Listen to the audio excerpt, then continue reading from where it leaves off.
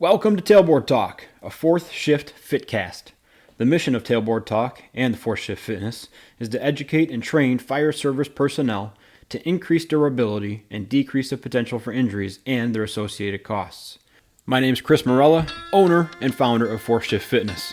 I'll use my experience as a personal trainer, strength coach, and 15-year veteran of the fire service to deliver tips, tricks, lessons, and information specifically geared towards the health and wellness of firefighters and paramedics. Each episode, you'll leave with immediate deliverables that will improve performance and resilience and keep you in the fight through your career and into retirement.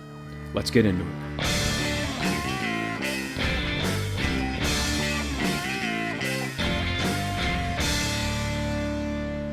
What's up, everyone? Welcome to Tailboard Talk, a fourth shift fitcast, and I'm here again with Kurt Hansen. In an interesting position we're in because the first episode that I recorded with Kurt last week is actually dropping, I think, overnight tonight. And so we're doing the second one without even hearing the first one. And to be honest with you, obviously I played it back to edit it. I didn't edit anything. I just put the music on the front and the back and let that thing ride. So it'll be fun to hear feedback and how much they hate this dynamic of everybody that listens when there's another one in process coming out the pipe next week. So good things to look forward to. But today we're going to talk about what we kind of tapped into last week or last episode, which was leaving CrossFit, because in the beginning, back when I got hired, I was kind of into CrossFit. I tried it out and I left it for pretty specific reasons. And Kurt was actually part of a CrossFit gym that relocated and split off to become LGN Performance. Didn't relocate that much. It was a separate gym altogether, but it created first as a CrossFit gym, coming from a CrossFit gym.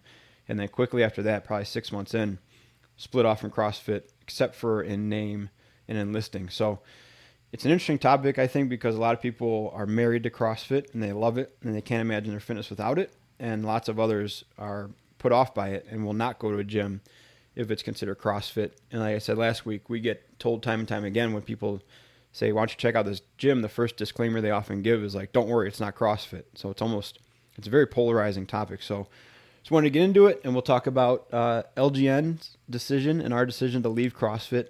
I hope you guys enjoy it. So let's kick it off. Again, Kurt, welcome back. And why don't you give me your timeline through CrossFit? Because you started for real CrossFit gym way before I ever kind of caught on to it. Yeah, so I was working out at just kind of a corporate gym in the area, and a couple of the trainers there were just kind of getting into CrossFit as it was starting. And eventually one of them decided to open his own facility, and I think at the time it was the fourth CrossFit affiliate in Illinois. And so what was that, like 2005? I want to say it was probably 2005, 2006, somewhere in that range there. Affiliation fees were $500 a year there. That's how back it goes. So I followed him over there and did some stuff, kind of getting my feet wet in like what an actual CrossFit gym would be versus a Globo gym where you're trying to do a CrossFit workout. And it was just nice at the time because you took people who enjoyed training and lifting weights, and you gave them an opportunity to do that, not in a like a big box setting. And it just, if you had roots either in that industry or like in sports or something, it just gave you a better feeling, a little bit more excitement about going in and training. And so that's kind of how I got into it. As that gym grew, the owner of that facility was also, he's part of the service, and he went on a long assignment and left the gym for myself and another person to run in his absence. And I had already started kind of fading on whether or not I agreed with all of the fundamentals of CrossFit. And so during that time, I just started going back to my roots of programming and basically, without any risk, tried out programming the way I like to do it, and it seemed to go very well. And when the other owner came back, I just kind of had an itch to keep doing what I was doing. And then eventually that's how LGN opened. Was I wanted to kind of stick to my guns with the way I like to program, not saying that there was anything wrong with the way that they were doing things, but I just wanted to have more of my creative, twist on it. And so we opened LGN, and we kept it as a CrossFit to start, and most of that was due to marketing. At the time, the affiliation fees were still cheap enough that you got more bang for your buck to be called a CrossFit gym and have people walk in the door than to try and do your own marketing, as you were also trying to, establish, a gym as well. And so we did that for a little bit until the membership base grew. And then once I thought that it was the right time, we kind of ditched the CrossFit affiliation and just became LGN Performance only at that point. And that was kind of the character arc of that. I think that probably happened. I mean, we knew that was going to happen really early on. That probably happened, I don't know. I mean, you were around for it at that point. So probably a year and a half into the business, maybe a little less. That we ditched the name? That we ditched the name. Yeah, probably about a year in. Because it was almost for real CrossFit for the first 6 months, from what I remember. And then at least the structure of it was with like the strength movement and then a Metcon or whatever right after that. And then it'd be a nice short session, easily trackable. But yeah, then we started kind of picking it apart and figuring out the parts of it that we didn't like. And then I think that was right around when Raph came in too, or when you found Raph. And then we started digging more into his stuff. And it was between that and getting turf, I think that's what was the ultimate. Like, all right, let's start doing our own stuff now. Yeah. The turf was like, how are you going to do box jumps on the turf? And you're going to bring weights on the turf? It was very strange. That was a surprising, considering how many people have turf now and how much that's grown. It was certainly like not frowned upon. People looked at you sideways when you had turf in your gym, though. For sure. Yeah, and anyone who came in who like had relocated. So, and that was what those were my least favorite training sessions, was when you had someone who moved into the area, or drop-ins, you wanted to come check out your box, that, and you had to like sit there and justify like what CrossFit was or wasn't, and what you did and what you didn't do. Like, those were the worst sessions by far. But yeah, people often gave turf the side eye because it just didn't fit into the program that CrossFit was at the time. Yeah. So how long was your stretch at Tri-Cities where you're like hot and heavy into it with like Rick and Danny, all of them, and then slowly started to fade out of that? Because that'd be, 5 to 10-ish, right? Yeah, I would say that was. So I would say that, yeah, from 5 to 8 was probably really like fully immersed in it. And then 9 started like tiptoeing backwards a little bit. And that was probably also when the owner was deployed. And then 10 is probably when he came back and kind of the ultimate decision of like, all right, well, let's go do our own thing now. Yeah. So somewhere in that range there. A lot of the appeal too was the tacos that we got after eating. The workout was one thing, but to sit there and have mass amounts of tacos and guacamole post-workout was really the ringing endorsement for it. Well, I mean, that's the CrossFit thing, right? I mean, we've talked about this ad nauseum, where CrossFit's fantastic for certain things, for community and intensity, getting people exposed to weights and like barbells and stuff. Mm-hmm. Probably second to none. Probably nothing that influential since way back in the Lane days or the Weeder days or something like that. When they were selling cement-filled kits and sand-filled kits at Sears. Probably nothing since then was influential as CrossFit, I would think. It was also terrible for some things, and those were the kind of things we started picking on, where not only did the change in programming get us the community we wanted to hang out with, because they were a little more level-headed and there was more clothing on during the workouts, but then they were more level-headed in their expectations and programming too, where we could show them the value and the benefit of things besides intensity. And so that fit in more with what we were trying to do as like a 30-year athlete kind of thing. So it worked out ultimately very, very well. If I can imagine, I remember having a few times where former CrossFit gym members would kind of throw us some junk along the side or like make some comments about what we were doing, especially in the CrossFit football days. And oh yeah, it would, we were CrossFit Light, or we fixed broken CrossFitters or something like. We got all of that kind of stuff, And I think I think you fall into three buckets, and you kind of talked about it a little bit. Like you fall into like CrossFit is just sick, You fall into that cult is crazy, and then you fall into a smaller bucket of like that's irresponsible. And I think that a lot of our transition, like you and I were getting into a lot more of a professional network out here, where we were working with therapists and orthopedics in the area. And I think we recognized that was going to be a pretty quick barrier for us to try and navigate, was like going to well-respected orthopedics in the area and be like, yeah, we do CrossFit. And then having a door slammed on our face at that point, regardless of what we provided beyond that point. Yeah. Do you remember what the first movement was that we cut out when we were transitioning from CrossFit to performance?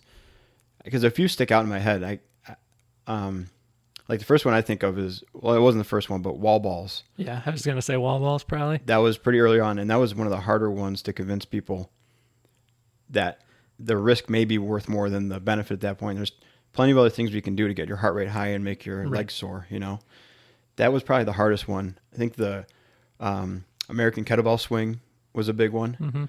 Mm-hmm. Any high rep deadlifts or Olympic lifts we got rid of pretty quick. I don't know we even had those at LGN in the first place. I don't think so. I think 8 was like the limit for most things.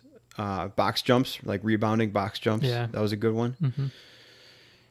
Yeah, there was a list of like heavy hitters that we took out pretty quickly. I don't recall ever really letting people do kips or anything like that. I don't know that it even came to LGN with us at all.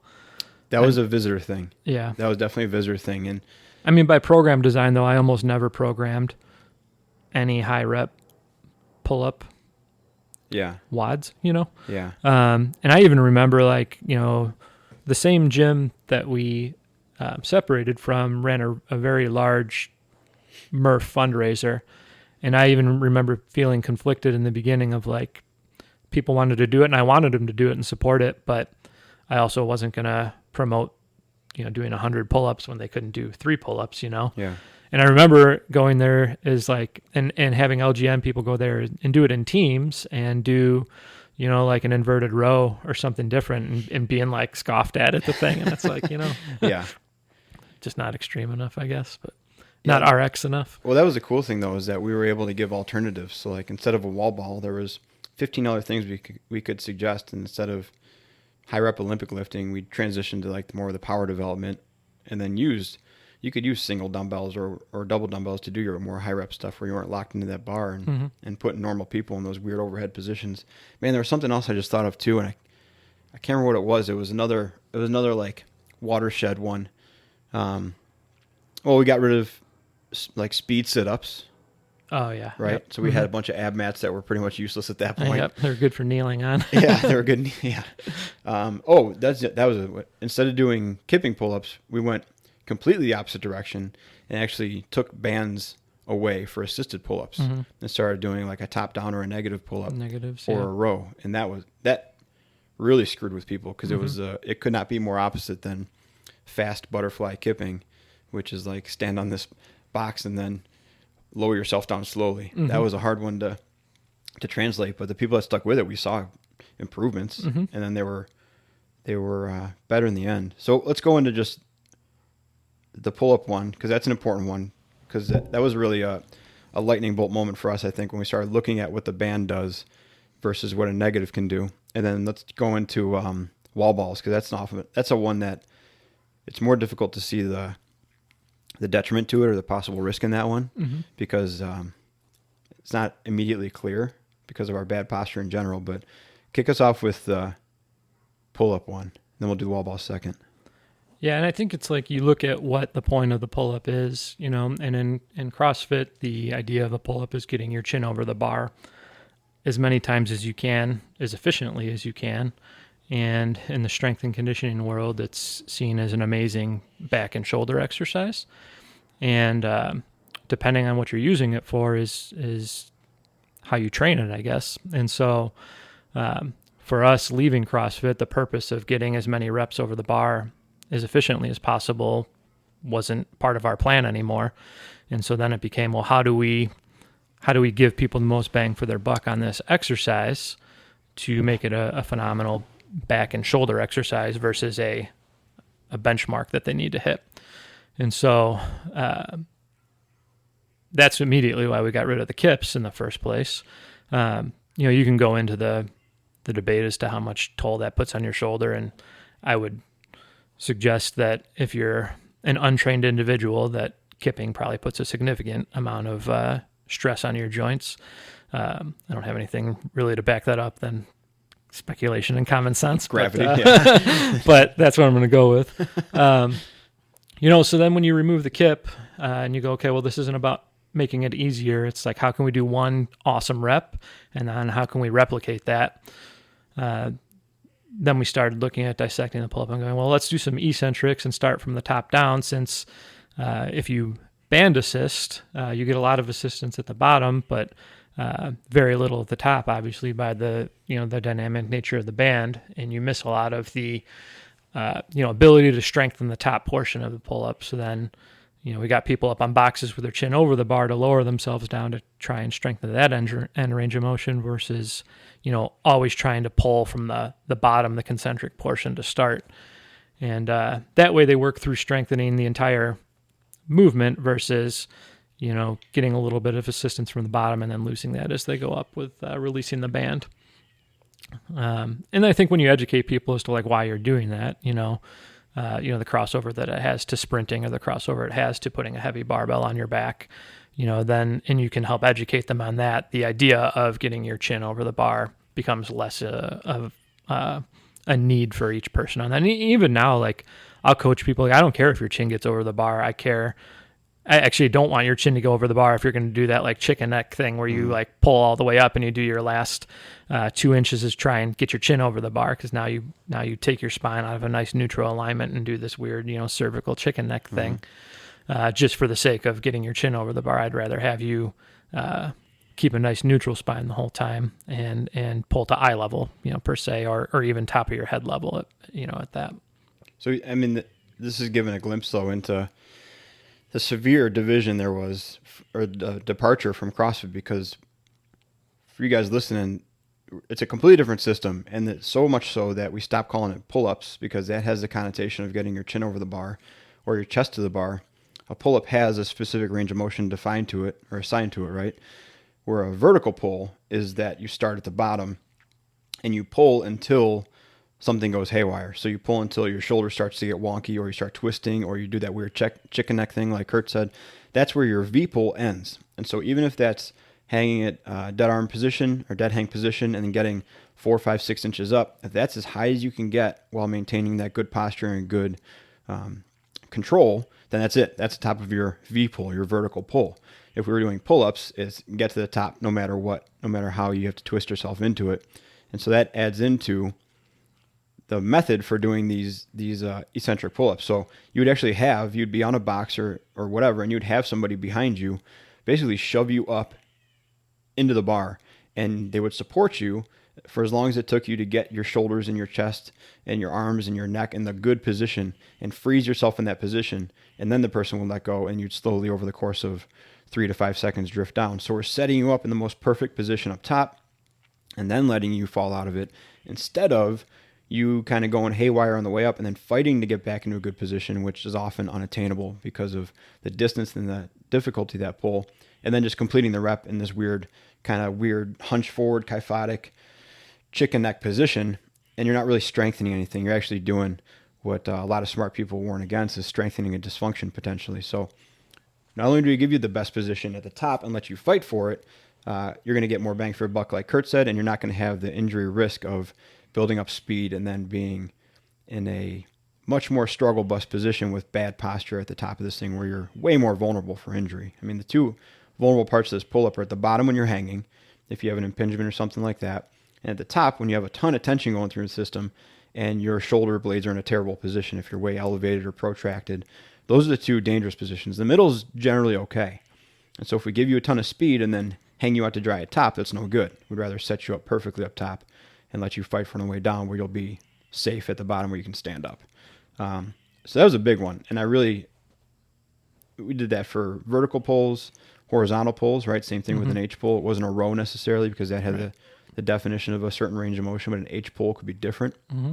The other thing so just to go off with the vertical pull thing is, kind of two things, and we could pick on CrossFit if we want a little bit, or we can just talk to like the person creating programs for a wide diversity of people. Is if you look at it and you call it a vertical pull, you're looking at a movement pattern versus an exercise. And so if I say you have to do pull-ups, I think we all know people who shouldn't do a pull-up, whether they're coming off of a surgery or whether they're, they got 50 pounds to lose. Pull-ups just aren't going to be the best option for them. And so if you look at like the movement of a vertical pull, now you can take a band and you can do a pull down, and you're still doing a pulling motion in a vertical manner.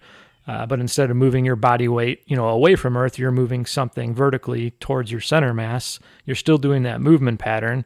And now you have an available option as a regression for somebody who can't do a pull-up. And and that goes a long way as you're designing programs for people, because the defeatist mentality that you give someone walking out the door, you don't know how far that reaches of like, oh, I didn't do pull-ups today. I kind of failed at my workout today. And do I really want to go back here, or do I really want to work with this guy? Whereas when you can tailor something to everyone's, ability level or skill set or current injury risks, it just makes you more inviting to return to at that point. Well, and from the business side too, we touched on it last time where that gym that you came from was pretty much capped at a certain number of people. Let's say like 70 people, because after a while, like if you do your kipping pull-ups for the first time or whatever, even if you do just a regular barbell back squat for the first time and something's not, let's say, correct, the hip soreness or that knee pain that you get the first couple times is like, okay, there's a novelty to it of like, I'm working hard, so yeah, my knee's going to be a little achy for some people, right? But a year later and a bunch of $100 later, that novelty's worn off. And now you're going to look at, why am I still in pain and still paying to be in pain a year later? And I don't feel like I'm getting any better at it. And the people I join with are much better at it. And I'm getting competition, but I'm not getting much coaching. And this is getting frustrating for me now, instead of being able to progress on your own timeline, taking the competition aspect out of it, and then giving them something to succeed at. I mean, our numbers at LGN flew past that original gym. I should say our retention numbers, right? Because what was I can't remember the months, maybe you can remember, what was the average turnover at that first gym? I would say most people were like 18 months, before they were on their way out. Yeah. And you had some long-term members, and you had some people that didn't make it to their first year, Right. And what was LGN, like 3 to 5 years, more or less? Yeah. I mean, we still have people that have been there since the day we opened. Yeah. I mean, that spoke to it immediately as soon as we got past the second or third year mark, and we were retaining those numbers and still adding people on. And we fooled a few that thought they were coming to a CrossFit gym, and then we showed them a different way, and they didn't hate it because they didn't know what they were in store for in the first place. Majority of those people came, they might have looked up CrossFit on the main page or on the box locator, but they have no concept of what CrossFit was. So well, and that's and kind of to go back to like the start of this is like, so CrossFit, there isn't a CrossFit, there's 100 words to tell you exactly what it is. There is, yeah, for sure. But when it started, CrossFit was you either did a workout for time and how much you could accomplish, or you did the opposite, how fast can I get these reps done? And that's like what traditional CrossFit is. You can get into a lot more of what it is, but that's basically what it is. Other gyms were free to do whatever they want under the CrossFit name. So some people did things where it's like, well, we're going to do a 5x5 back squat, and then we're going to do a 20-minute, Metcon or whatever it's going to be. Other ones were like, we're just going to Olympic lift during this time, but that's still CrossFit. So CrossFit itself was, nobody knew what CrossFit was, and it wasn't anything. It was a place that you went to lift weights, and the owners at that point were free to do what they wanted with it. There was no, unless you followed the main site, there was no program to follow. And so that was always the issue I had too with CrossFit. And this kind of goes back to our last one that we recorded, was that the barrier to entry to get into that was so low, that it just oversaturated the market with so-called professionals so quickly, because you could literally have never deadlifted before. You could pay to go to a level 1 certification over the weekend. And as long as you could pay rent and get insurance, you could open a CrossFit gym 2 days after. And you didn't even have to participate at the seminars if you didn't want to, and you could open a CrossFit gym. And then 2 days later, someone comes in and goes, hey, yeah, my friend in Rhode Island does CrossFit and they said it's awesome. So here I am, and it's like that low barrier to entry, really kind of rubbed me the wrong way. And, ultimately was really kind of like what put the lasting bad taste in my mouth about it, because people could never, then people just copied, what other places were doing. Yeah. My other least favorite thing is, if you're looking at a gym and it starts out any bio with my fitness journey, if so-and-so, started their journey in CrossFit 2 years ago and quickly, realized so-and-so and then took their CrossFit gymnastics and whatever. It's like, if that's the single track that you're on, like, and that's the gym you're investigating, that should be a red flag to you at that point. Well, that bio one was a big one when all they had was CrossFit certifications one after the other, right? So they had level 1 or 2, maybe just level 1, football, whatever K-Stars thing was that he was doing. Mobility, gymnastics. Yeah, you could go down the list and do 2 weeks at a time or a week at a time and have a laundry list of stuff that you paid a bunch of money for with nothing behind it. That was always a big one. I came to LGM with no coaching certification, and you gave me the opportunity to learn as I went through it and got it. So it's not like I have a paramount respect for certifications, and I think they're absolutely crucial. But I do think that if you get everything from one place, that sets you up for a little bit of a rough ride. A little bit of especially when that one place, like you said, is severely under-regulated or not regulated. What killed me was that they doubled down on that approach all the time. Where they gave you like the cream will rise to the top kind of thing. Right. Like let that person open up 2 doors from you. If you're good enough, you'll beat them. Right. It's like that. What? Yeah. I don't want to have to beat them. Yeah. Like they just look at it as here's a second affiliation fee that I get. Holy cow. And they did that, and they did. They did that to some pretty notable gyms, right? And then they did the way they did their affiliate thing instead of a franchise thing was genius for money making, but it absolved them of all that responsibility. It absolved them of all the continuing education, the regulation.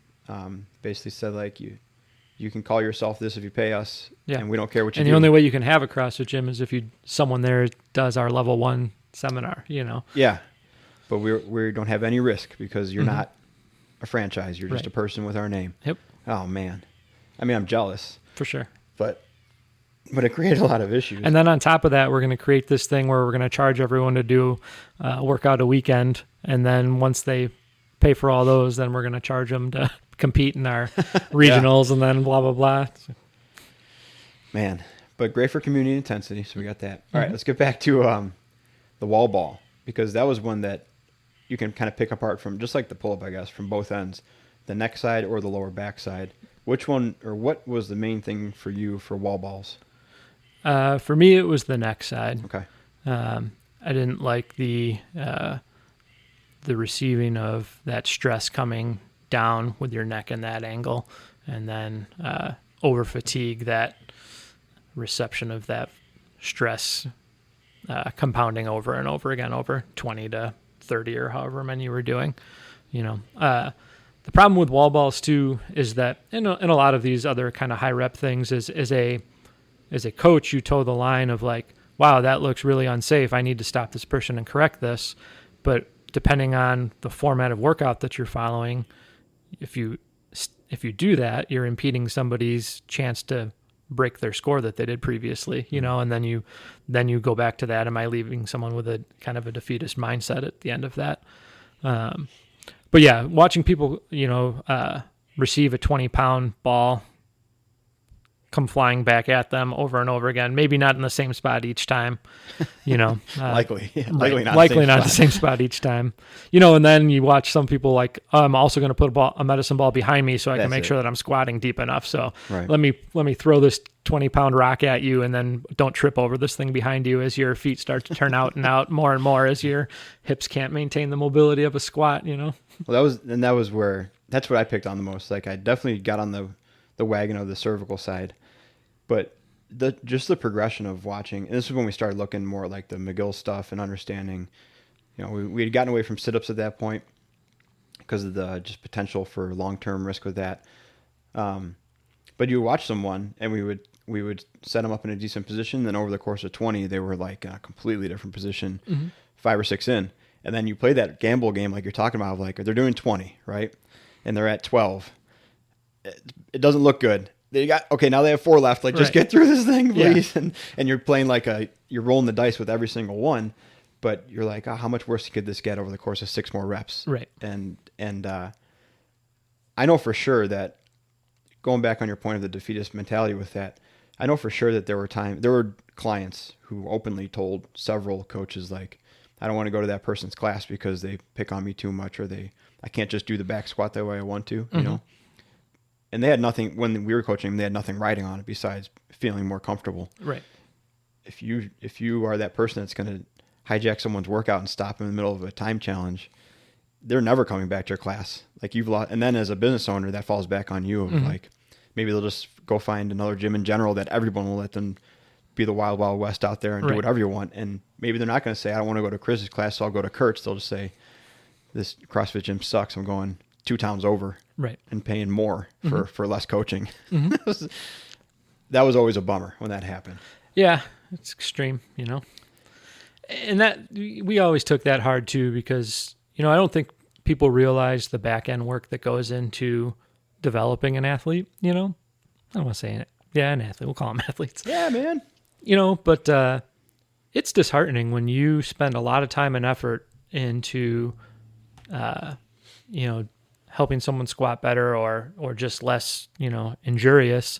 And then 2 years later, like, yeah, I'm going to go to Orange Theory, or something like that. And it's like, yeah, more cardio. I mean, for us in our, in our peak, I mean, we had programming staff meetings on a weekly basis where we were, discussing all the current injuries and the modifications that we should do with them. And, our programming had 2 or 3 different layers of it, to make sure that we had available options for everybody, that was in the session, and, regressions and progressions for everything. And, when you pour that much emotional time into it, when someone would, you'd improve somebody to the point where they're like, another facility is going to hire them as a coach because they've, because of what you've, put into them, you can't help but feel a little slighted, at that point.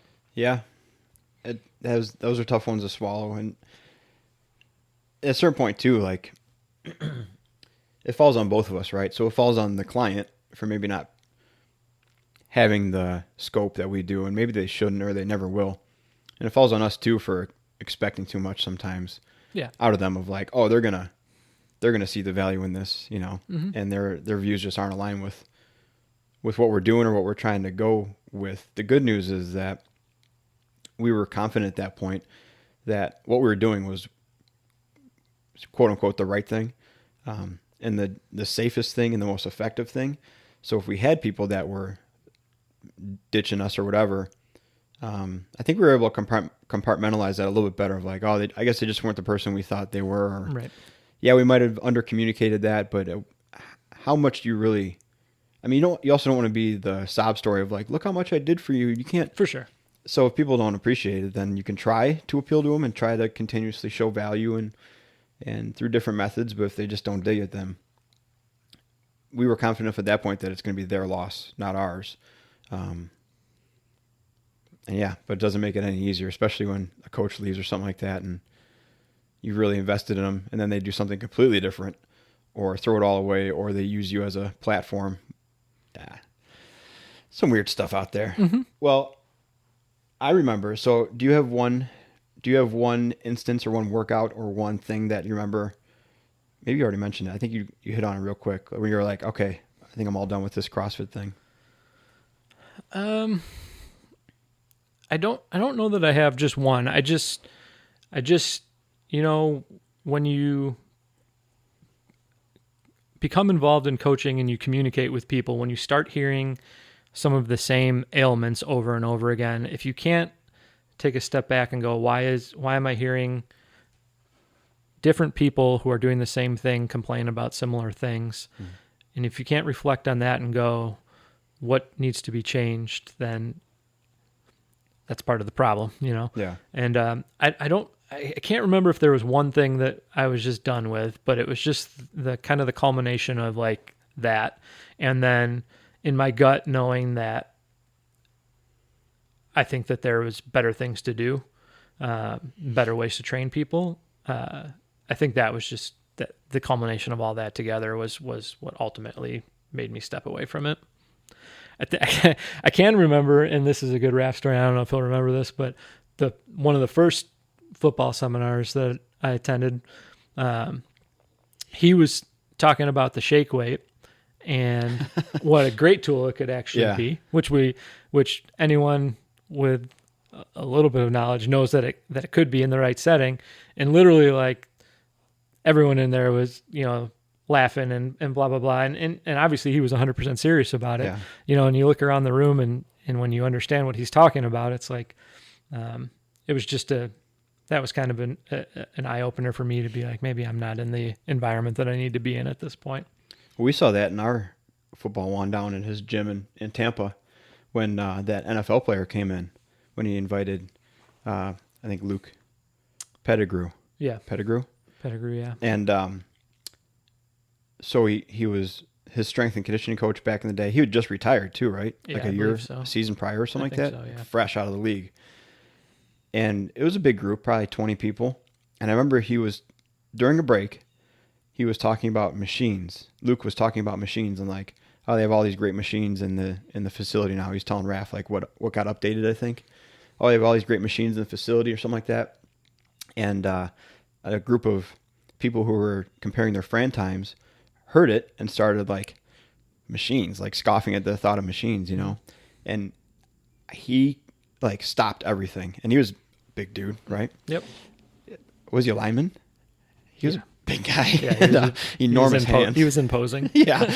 And from like across the group called them out and was like, basically said, when I would get done with a game, like my hands were so swollen or broken that they would literally like tape me into a machine, or like I could use my wrists and my forearms to push against a pec deck or something, And he basically confronted him like, are you telling me that I was stupid? Like I was stupid. Mm-hmm. Is that what you're telling me? Is that I shouldn't have been using machines when I can't use my hands? Like what should I have done? And he like confronted him. I was like, oh God, like, this guy's not far enough removed from the league to have this kind of argument right now. Right.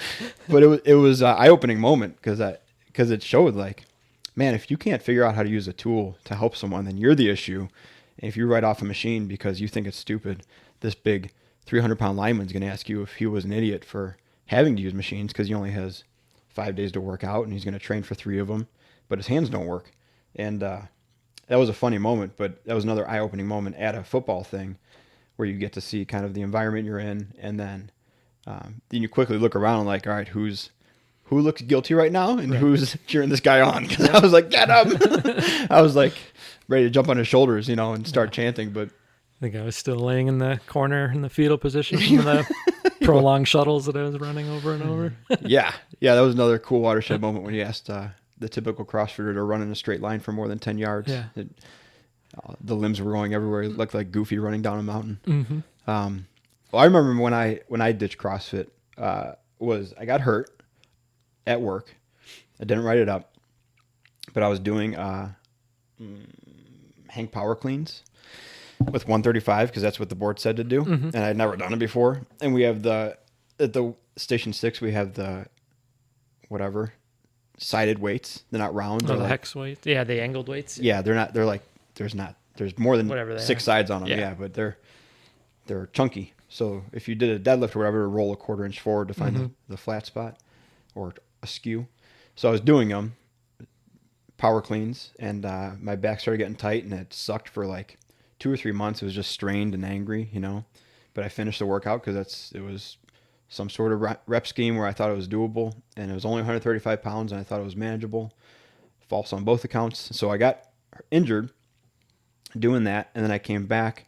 I never took time off work, but then I was like, I'll start working out again because my back feels okay.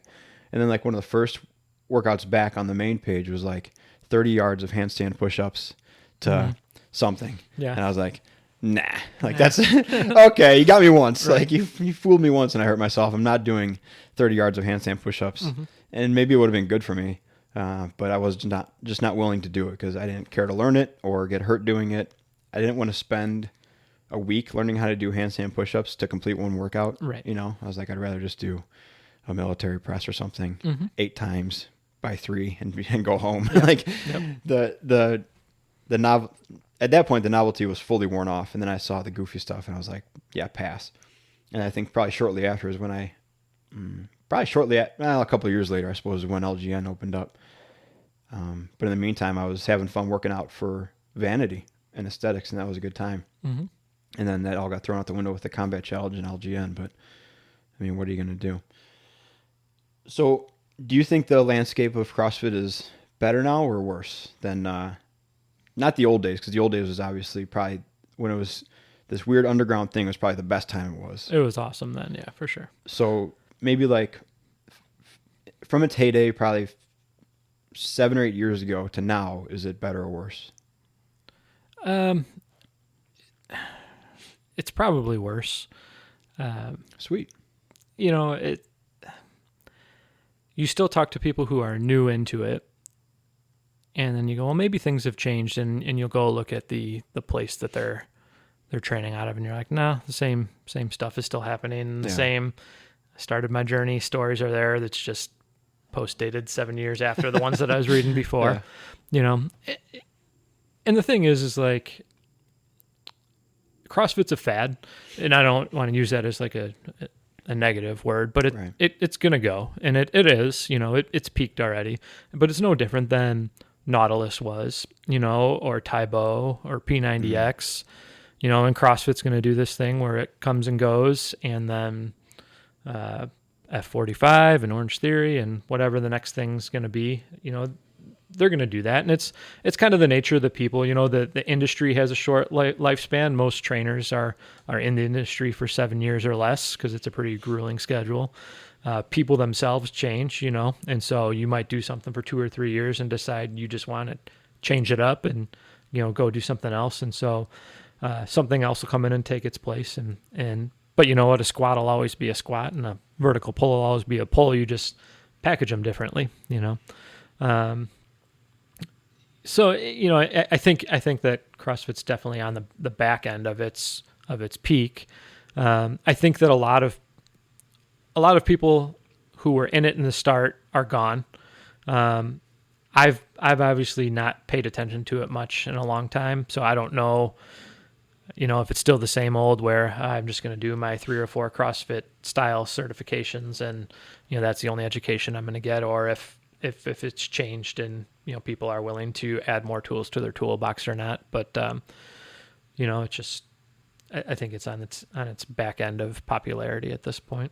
Yeah. I think you're seeing a lot of I'm thinking of Kelly Starrett, his transition from solely CrossFit to like TRX guy and back to movement guy, I think was one of the hardest, but probably the best transitions of the CrossFit universe, aside from people just making money and then being able to sell it off or just kind of close it the way they wanted to, which was, I think, pretty rare.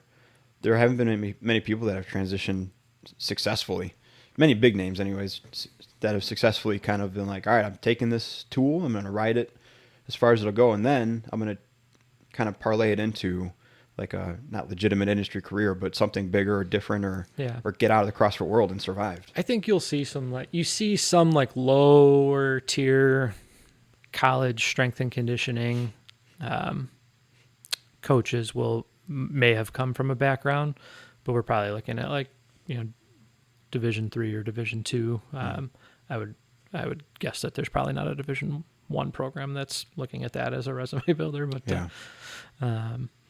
but yeah, no, now that you mentioned, I can't really think of too many people aside from Kelly that have really, been hardcore, big industry figure in CrossFit and moved and kind of reinvented themselves, or maybe not, just stuck to their true self. Yeah. And decided to go their own way with their own spin on it. I think that was him, right? Because he was a PT long before CrossFit, and then he nailed the CrossFit thing, and then just continued his PT journey with bigger, not bigger and better. And that was the thing, is Kelly behind closed doors could always run his facility with a PT mindset of going, yeah, you know what, we're doing some CrossFit WODs because we can, and people like them, but I've also got this education and presence to be able to realize when to back people off or what I can do to assist them along that way. And a lot of people, very less than 1%, come into that role with that background that he had. Yeah.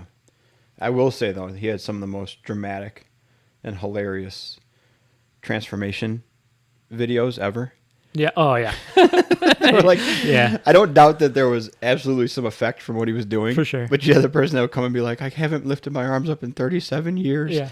And he'd be like, oh, you just take this ball and shove it in your groin. And then be like, I can reach overhead again. Mash it out, and here we go. Yeah. Like, look at this side compared to this side. Yeah. It's like, that was my favorite videos, the shoulder ones. They're like, look at these two sides Yeah. compared to each other. The one's like behind their head and the other one's at their hip. Yep. Like, wow, man. Well, what I would like to say if there's any CrossFit people out there listening, because there's a handful. If you're a CrossFit gym person, owning a gym or going to a gym or invested in a gym or whatever, and you're doing the right thing, then keep doing it. Just understand that the CrossFit name and the CrossFit thing is just a vehicle, and you can get sucked into it, and you can be 100% in it, and you can be repping all the CrossFit stuff and wearing Noble and outdated Reebok stuff, and you can wear Games shirts and buy Games weights, and you can do all that as long as you remember that the product isn't necessarily the business model. And so if you're doing the right thing, if you have smart programming, you've gone outside to get other education or information or influence, keep doing it, because there's nothing wrong with using the CrossFit name and being a CrossFit gym if you're taking those extra steps.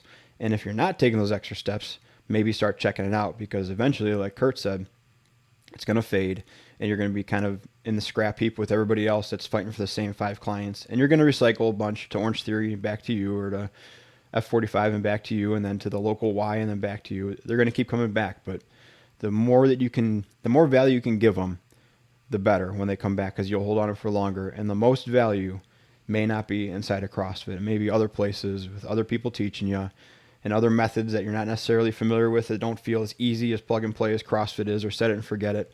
But that's going to be the big bang for your buck, and that's how you're going to stick around and maybe survive past 7 years, because you'll enjoy it and not just grow to resent it and think of the good old days like CrossFit's kind of, it seems like they're kind of doing now. You either adapt and you've grown by now, or you're an old dusty box that nobody wants to go to, that's still clinging on the good old days. And I don't know how you held on to that space in the past 2 years with the pandemic, but congratulations. So I think that's a good place to wrap it up. Do you have anything else on the leaving CrossFit front? No, I think that you just kind of hit it there. Like it's a tool in the toolbox, and it's not the whole toolbox, So it serves its purpose and can be a great part of a program, but it's not. It shouldn't be the only program. Yeah. Yeah, and it's cool. It's cool. I'm excited for the next thing. You always tapped into like the economic side of it, of the transition from like home gym, and then the recession hit in 2008. So what that did, and treadmill sales and all the projections and stuff, I'm excited to see what this calamity brings. People are going to reinvest in the home gym, which it seems like they are, which will make kind of that remote CrossFit thing probably more popular, because you can buy a limited set of equipment and still have something to do. Or if there's going to be a huge resurgence of facilities here in the next like 3 to 5 years, when revenue starts coming in and things start really getting back to, I guess, close as normal as you can get, if people are really going to crave that community kind of feeling and run back to big boxes or even community facilities like that, it'll be pretty interesting to see. Yeah. So I don't know. Won't be running to Force Shift Fitness facility. I'll tell you that, because I'm not putting the money up for a warehouse. I watched you do that, and I applaud you for keeping that thing going and giving me the opportunity. But if it's bigger than my gym, I am not interested. And bigger than one person at a time, I'm not interested. So, all right, guys, if you need anything else, always reach out, fourthshiftfit@gmail.com, Fourth Shift Fitness on all social media, Fourth Shift Fitness on YouTube. Talk to you guys soon. I think we're going to keep cranking these things out every single week. It'll be either Kurt or Katie or myself or something. They may not all be 45 minutes, but there'll be something every week for you. So start spreading it around. I'm trying to grow this in the meantime when I can't get out to departments, or I don't want to get out to departments until our daughter's a little bit older and things are a little bit more safe. I think this is going to be a good vehicle for kind of keeping up with you guys and keep giving you content, and hopefully it's good stuff you can take back and start using immediately. Until next time, talk to you soon. Be a Force Shifter.